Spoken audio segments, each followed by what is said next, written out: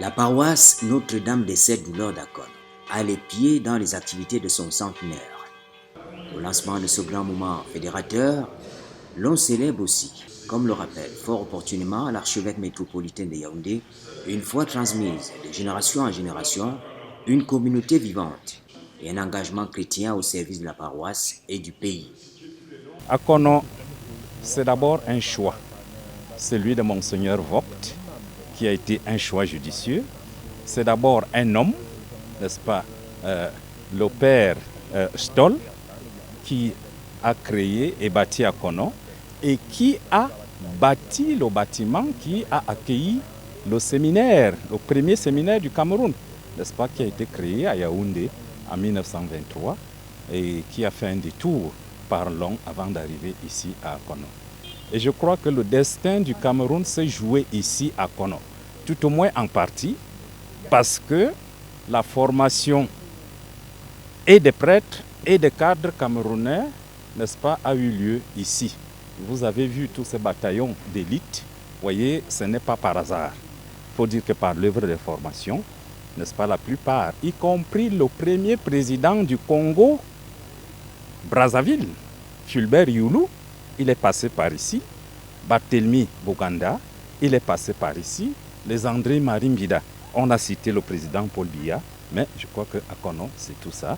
Et ça a un destin national et c'est une fête, j'allais dire, qui a une dimension nationale.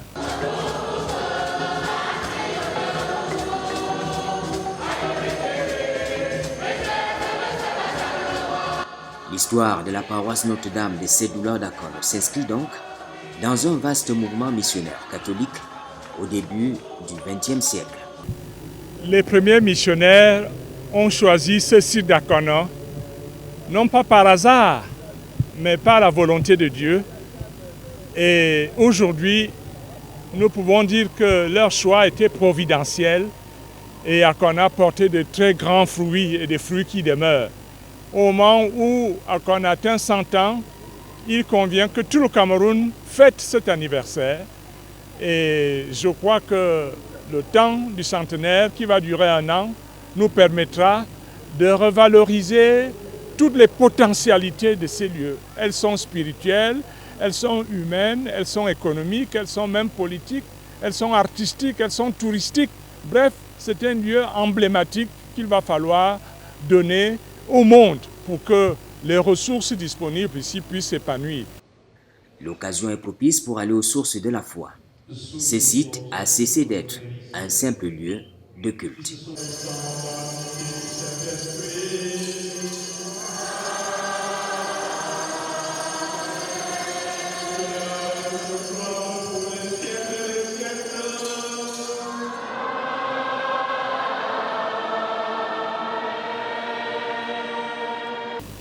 En ce centenaire exceptionnel, la paroisse Notre-Dame des Sept Douleurs d'Akono va se remémorer un siècle d'histoire de foi vivante et de solidarité.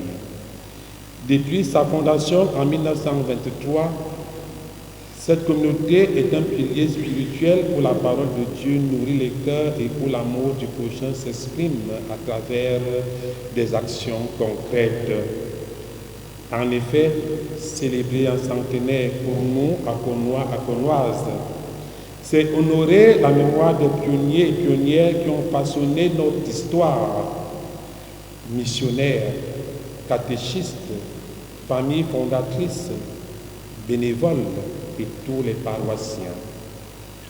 Deuxièmement, témoigner de la vitalité de la foi locale à travers des décennies. Troisièmement, relancer la dynamique pastorale sociale sous la lumière de notre Seigneur Jésus-Christ. Témoigner de la vitalité de la foi locale à travers des décennies et relancer donc, comme je viens de dire, cette pastorale sociale.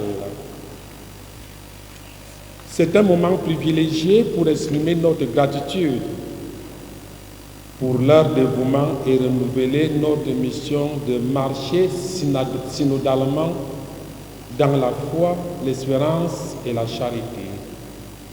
Pour notre paroisse, ce centenaire s'inscrit dans la logique d'une évangélisation renouvelée, d'une évangélisation de proximité et d'une évangélisation en profondeur, selon les directives pastorales de notre Père évêque, de visibilité ecclésiale et de mobilisation des ressources humaines et matérielles pour bâtir l'avenir.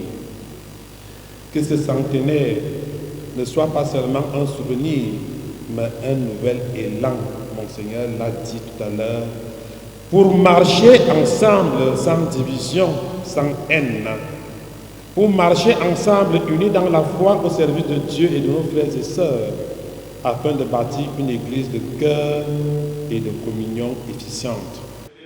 Le centenaire est l'occasion de montrer le caractère d'une église solide, symbole d'une communauté en construction, un modèle de solidarité. Nous comprenons que le chemin est long et très long. Malheureusement, le temps, il est court. 12 mois, c'est rien du tout. Mais en même temps, nous devons voir gros. Nous devons être ambitieux.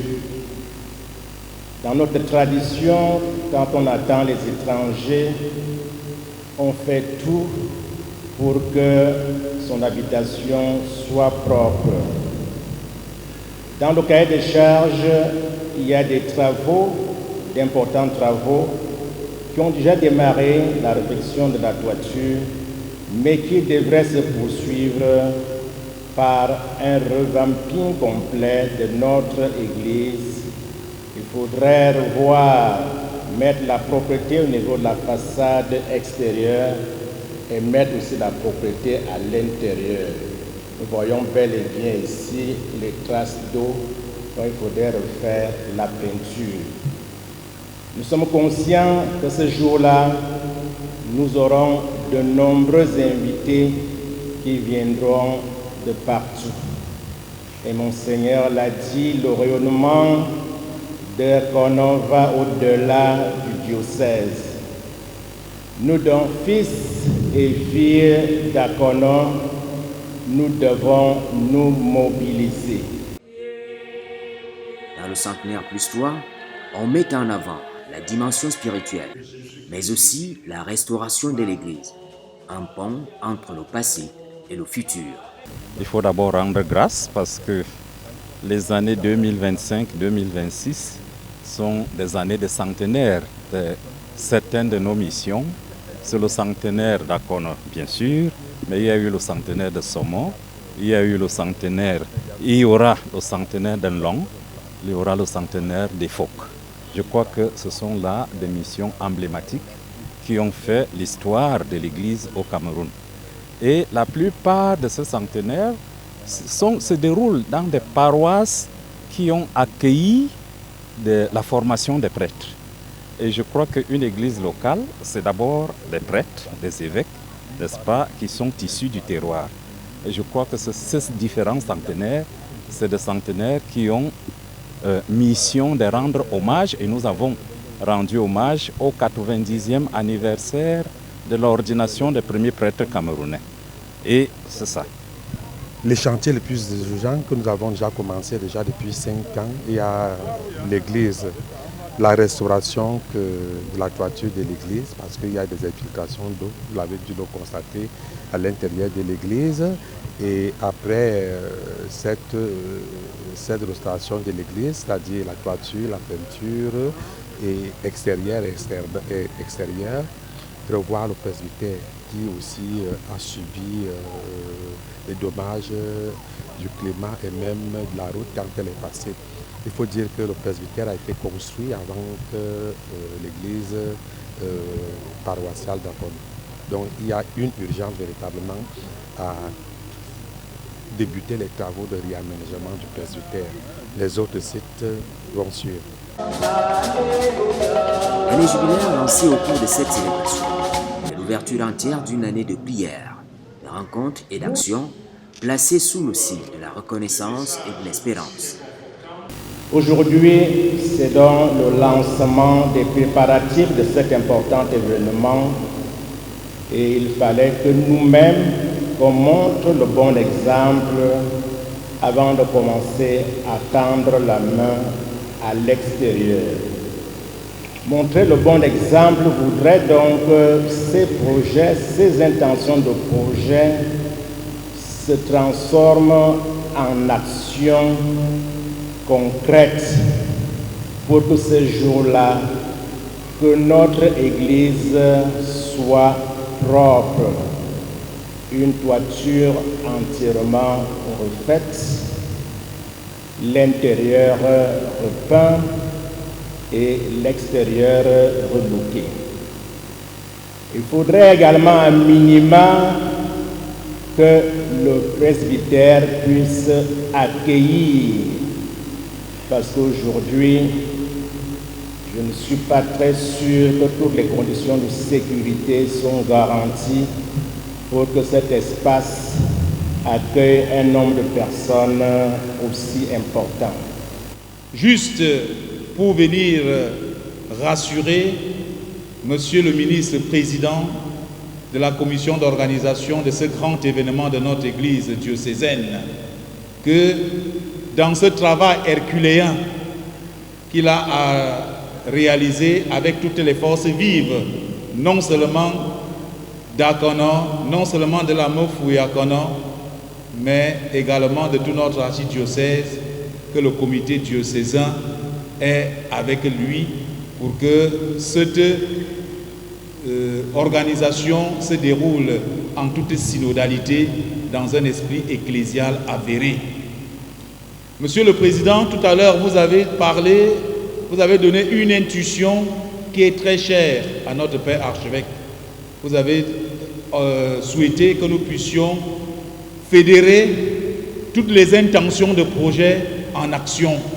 Monseigneur l'archevêque parle souvent de l'idée à l'action. Donc, nous allons nous mettre avec vous pour penser cette organisation, pour que très rapidement nous allions à l'action. Et comme vous l'avez dit, le temps est très court et le temps surtout ne nous appartient pas. Au nom de son Excellence Monseigneur l'archevêque et de tout le comité d'organisation de notre diocèse qui est composé de plus de 50 membres constitués de nombreuses forces de notre archidiocèse, je voudrais vous rassurer et vous dire que c'est notre fête, c'est la fête de l'archidiocèse de Yaoundé. Mettons-nous ensemble, avançons pour que Akono brille toujours. 100 ans, une histoire à vivre, une histoire à découvrir. 100 ans plus 3 pour de nouveaux horizons. Pour rappel, le Père curé et ses conseils ont mis sur pied déjà, abbé Duclos de Mbargane, des comités pour le centenaire. Et nous disons sincèrement merci à Monseigneur de vous avoir intégré, parce que c'est normalement vous qui devriez organiser ces grands événements. Il me soufflait tout à l'heure, Père Alexandre, tu risques d'épuiser. Ces travaux sont donc urgents et critiques.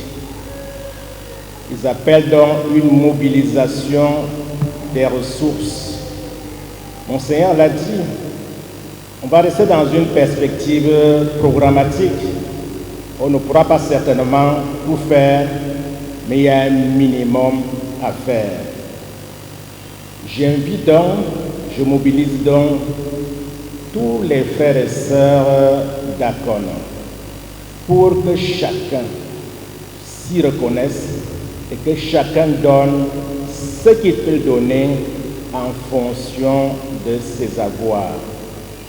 C'est l'affaire de tout le monde, qu'on apprenne à cheminer main dans la main parce qu'il s'agit d'un grand défi, d'un grand challenge pour notre communauté, pour notre paroisse, pour notre arrondissement. Ce qui est donc fait aujourd'hui n'est qu'un lancement. Le processus voudra continuer jusqu'à ce jour, l'année prochaine, pour que ce jour qu'on ait une église bien reliée. La jeunesse porteur de l'avenir, de la foi, est attendue dans ce vaste chantier, engagé. Nous avons voulu regarder droit vers l'avenir avec les jeunes. Et nous avons dit que les jeunes d'Akona se lèvent comme un seul homme pour proposer des projets qui sont porteurs dans leur avenir et dans l'avenir de cette localité. En tout cas, en ce qui concerne la mobilisation des chrétiens, elle est totale. Tout sera fait pour que non seulement l'église soit rénovée, les lieux ecclésiaux aussi, mais que l'esprit et la renaissance sociologique soient aussi en cours. Et nous avons lancé l'appel tous azimuts à toutes les forces vives d'Akona et du Cameroun. Venez, le centenaire d'Akona est déjà parti, qu'on se mobilise, que tous ceux qui de près ou de loin ont reçu d'Akona viennent rendre grâce au Seigneur et donner force à cet événement centenaire qui est unique dans notre histoire de l'Église.